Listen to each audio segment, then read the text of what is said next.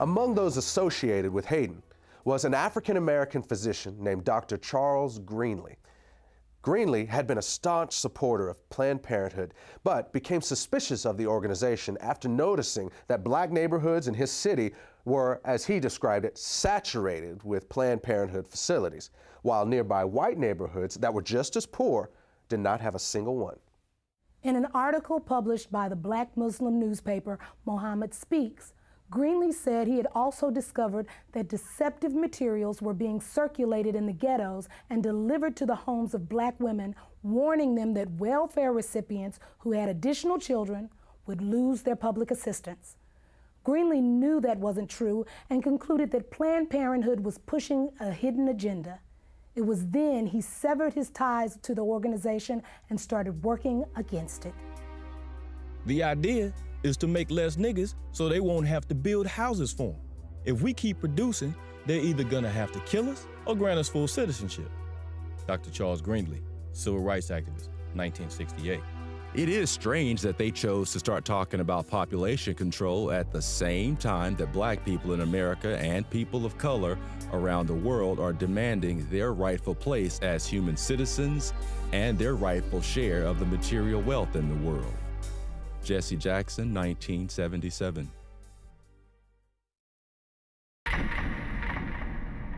It is interesting how everyone assumes that the pro-life movement in America began in 1973 with Roe versus Wade. But we who were around during the civil rights movement and struggle of the 1960s, we know that the first anti-abortion groups were organizations like the Black Panthers, the Nation of Islam, and other community organizations. These folks were speaking out against both birth control and abortion long before the contemporary pro-life groups of today existed. But one of the problems with the civil rights movement was that there was far too many men and women who were willing to sell out the community. And a lot of powerful, influential African Americans knew that they had to be willing to turn and look the other way in order to advance their own personal political agendas.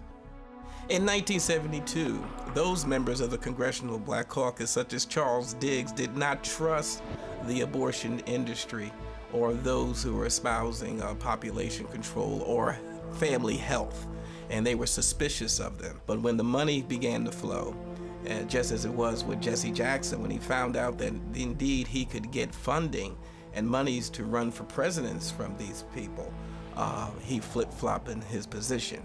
Because he once said abortion is black genocide.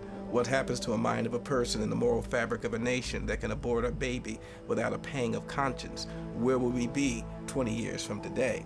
But when Reverend Jesse Jackson realized he needed money to run for president, all of a sudden the most important civil rights issue is a woman's right to choose.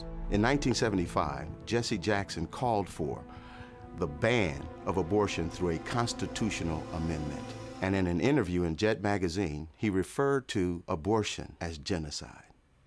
But Jesse Jackson, on the other hand, wanted to become president.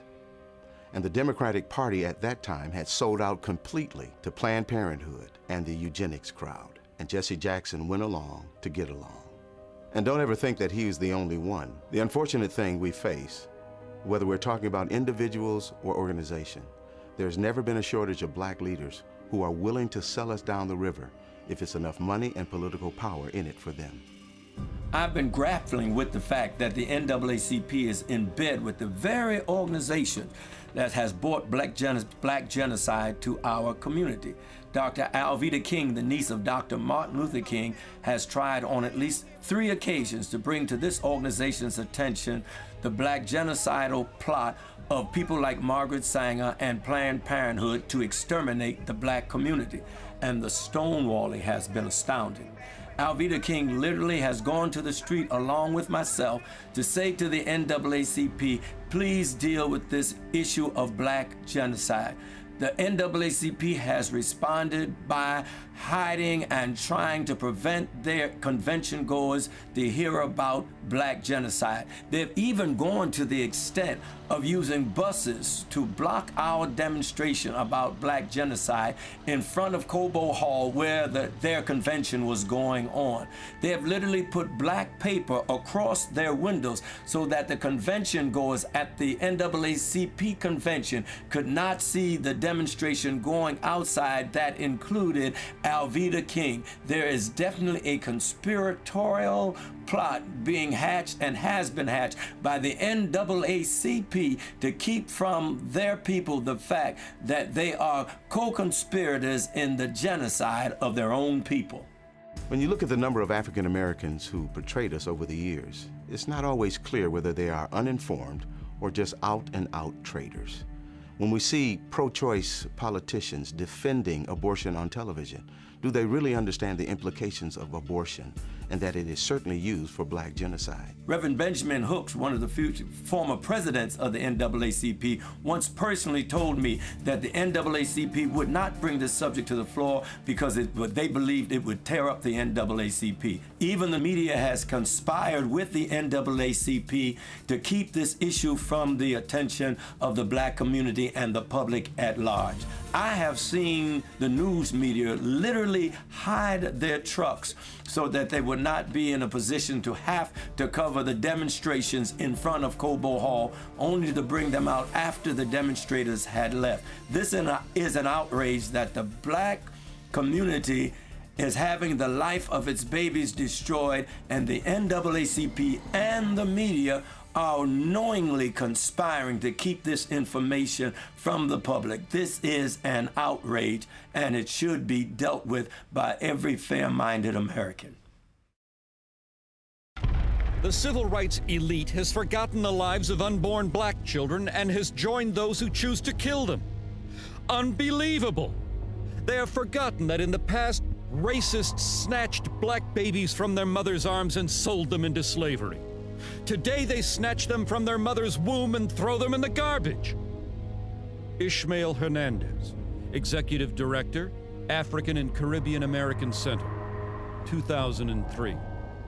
When we look at this issue of civil rights leaders who sell out, even when they clearly know that birth control and abortion are being used for black genocide, we need to understand that by the 1960s, population control, especially black population control, had become almost a religion for America's white power structure.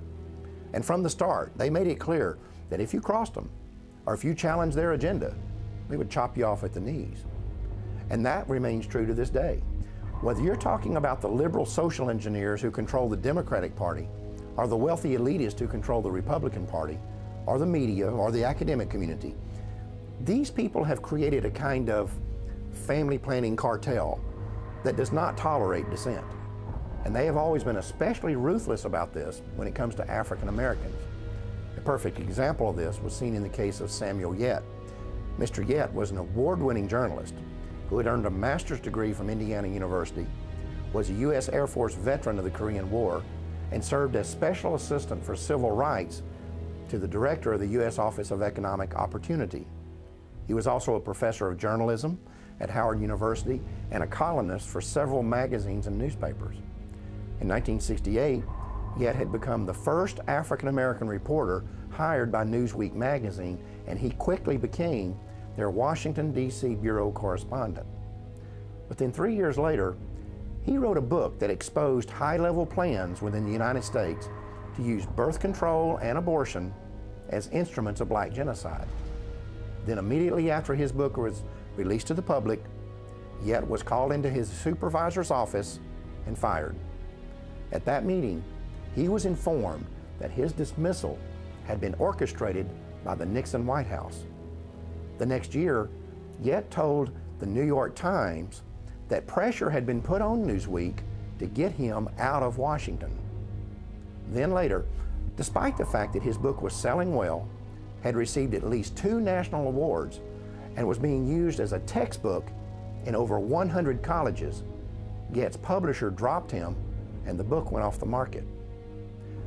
What's important to recognize about this situation and others like it, was that this family planning cartel was sending a message to those who might have influence within the African American community, whether they were politicians or journalists or